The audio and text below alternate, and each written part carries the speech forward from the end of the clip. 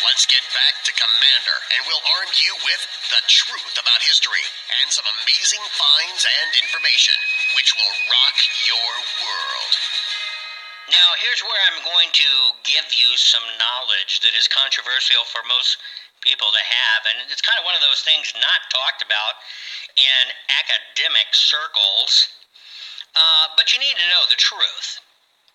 First off, archaeologists and anthropologists undergo what's considered a traditional humanities degree. It is in the pursuit of the humanities degree that you become an archaeologist or an anthropologist.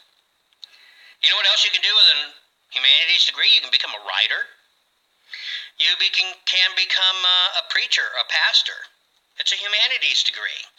Now, interestingly enough, as science goes and technology goes and there are more tools, archaeology and anthropology has never been truly subjected to the scientific method.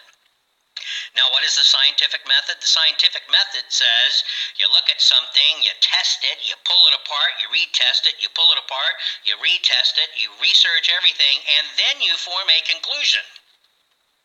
Now, unfortunately, in the archaeological world, it's been, this is what we think we know, and let's find something and let's wedge it into what we know so it matches. And it's basically whatever the prevailing weighted knowledge is. Remember the time when everybody thought the earth was flat? Well, that was the prevailing knowledge. And it got wedged in and took over for a while, and then it went back out.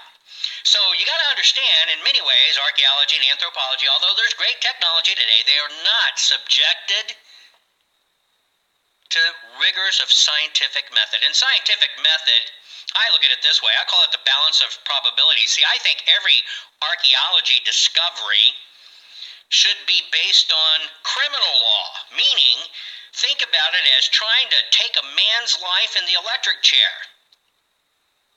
If one footprint and one hair and one DNA analysis can take a man's life, then can't the same footprint, fingerprint, hair, or DNA analysis prove what's truthful in history?